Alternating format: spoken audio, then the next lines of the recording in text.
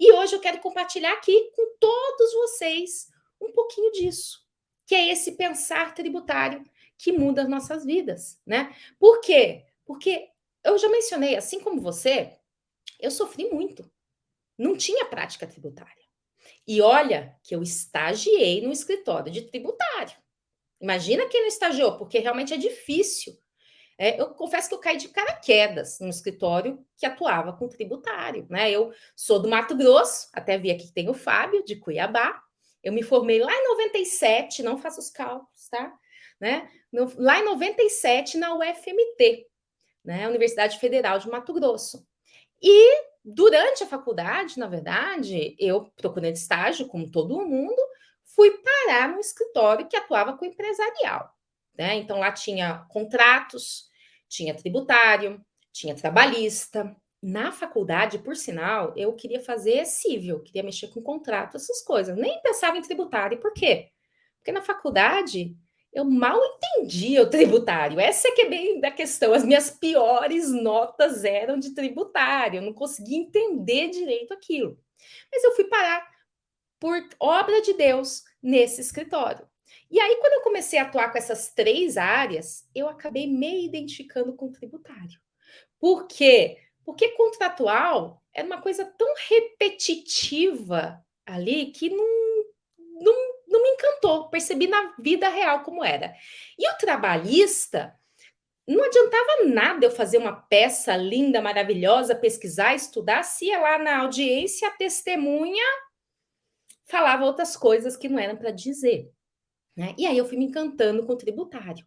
Só que apesar de fazer estágio, tá? O estágio também não resolve a vida, né? Por quê? Porque eu, quando eu fazia estágio, era era temas muito repetidos, era copia e cola, né? Não atendia cliente, não sabia como falar com o cliente, não sabia como identificar as oportunidades tributárias, como criar a defesa, era meio com um robozinho ali.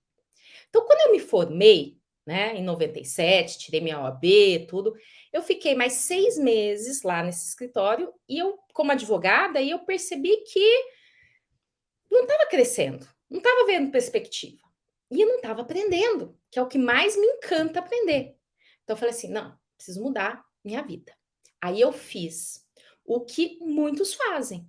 Fui procurar uma pós-graduação. E que naquela época não tinha online, tá? Não tinha nada de online, nem lá no Mato Grosso, para quem é do Mato Grosso, nessa época nem tinha pós-graduações lá, sabe? Era meio assim, a gente tinha que sair de lá mesmo.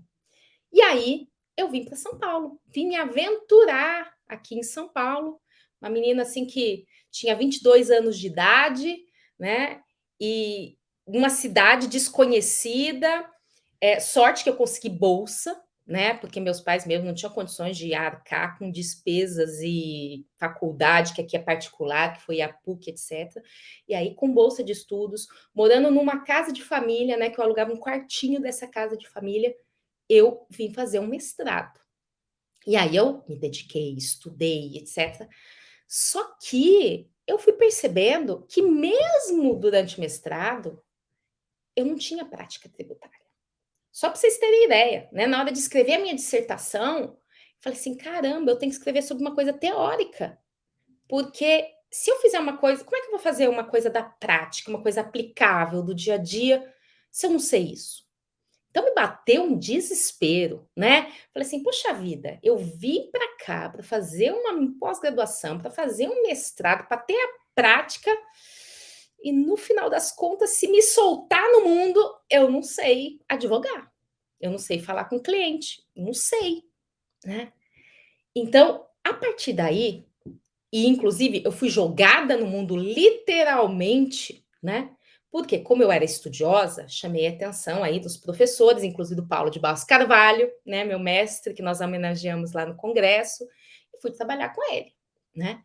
E apesar das aulas dele serem altamente teóricas, eu entrei no escritório e tive que me virar, né, e resolver os problemas concretos lá de tudo quanto é tributo.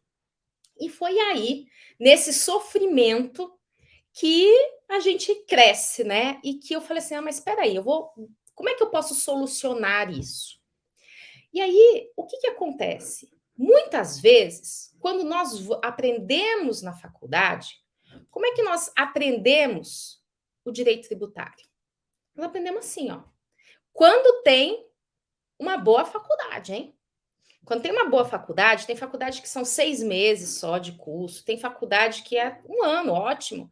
E aí você aprende o que é imunidade, o que é competência, o que é capacidade contributiva, o que é isenção, o que é ICMS. Você aprende tudo isso.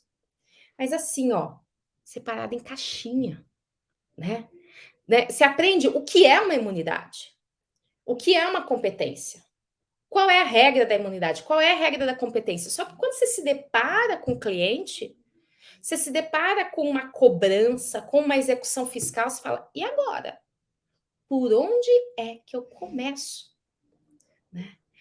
E aí, isso, inclusive, é algo que cada um de nós, cada um de vocês, precisa pensar na sua vida. Porque hoje mesmo, lá na minha caixinha de perguntas no Instagram, eu recebi uma pergunta assim: professora, é melhor fazer LLM ou MBA? Tá? MBA é Master Business Administration, tá? Então, é um curso de pós-graduação voltado para negócios, tá? Tem de direito? Tem de direito. Tem, né, LLM, né? É para ser Legal Master da área jurídica. Nada mais são, apesar desses nomes chiques, gente, LLM, MBA, nada mais é do que uma pós-graduação, como uma especialização, só que com outro nome. Seu título vai ser exatamente o mesmo. E aí, por onde você começa? O que fazer? Qual deles fazer? E aí eu disse para a pessoa, quando eu respondi a caixinha de perguntas, falei assim, ó, você tem que pensar qual é o seu objetivo. E é isso, ó, essa representação de Alice no País das Maravilhas, eu amo demais. Porque ela representa isso, que às vezes nós não paramos para pensar. Né? A Alice estava lá perdida, encontra o gato, fala assim, você pode me ajudar? Ele, sim, pois não. Para onde vai essa estrada? Para onde você quer ir? Ah, não sei, tô perdida. Falou, bom, você não sabe para onde vai, qualquer caminho serve. E muitas vezes quando a gente sai da faculdade, sai tão desesperado, sai tão perdido como a Alice, que sai buscando qualquer caminho sem pensar no seu objetivo.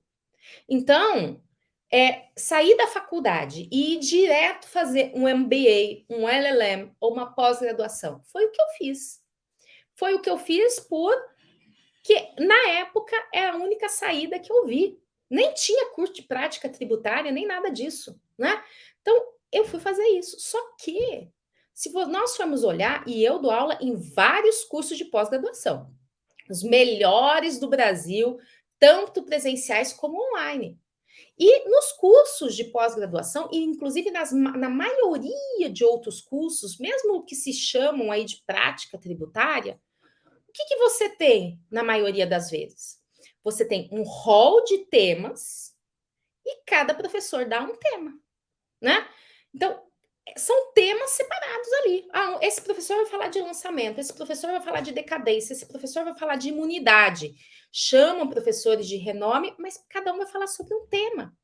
Então, o que acontece? Você aprende aquele tema. Sim, você aprende aquele tema. Você aprende o que é decadência, você aprende o que é prescrição. Só que aí você se depara com uma execução fiscal e não sabe contar a decadência e a prescrição.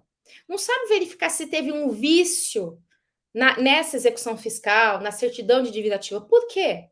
Porque você só teve aulas separadas. Né? Não é culpa do professor, são excelentes professores e eu mesmo dou aula desses cursos. E se me colocam num curso para dar aula de princípio da segurança jurídica, da anterioridade, eu vou falar sobre esses princípios. Né?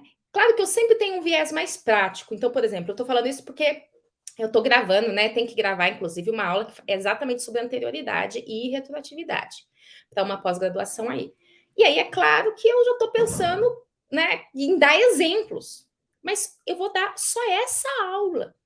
Vai vir outro professor que vai dar uma aula de capacidade contributiva, vai vir outro professor, e são 10 aulas para falar de princípios, e a hora de colocar a mão na massa, na hora de colocar a prática, não vem. Então, a pós-graduação, como disse inclusive aqui o Alexandre Silva, né? O depoimento dele vocês conhecem, é famoso pelos vídeos que ele produz, vídeos muito atrativos, né? De tributário. Ele falou assim: "Uma pós-graduação é bacana?" É bacana, né, mas qual é seu objetivo? Você quer ter um título, né, é uma pós-graduação. Você quer escrever artigos, escrever livros, dar aula, o caminho é a pós-graduação. Agora, se você quer colocar a mão na massa, sinto te dizer, não é a pós-graduação que vai te fornecer.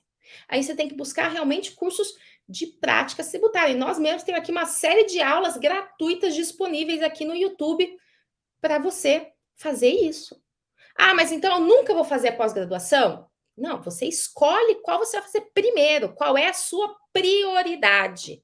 Não, tem que começar a advogar, porque eu tenho que começar a ganhar dinheiro, tem que entrar aí no mercado, aproveitar as oportunidades. Então vamos fazer isso primeiro, até porque aí você vai ter mais recursos para poder pagar a pós-graduação, né? E aí sim ter o título, pensar em outras coisas formais desse modo.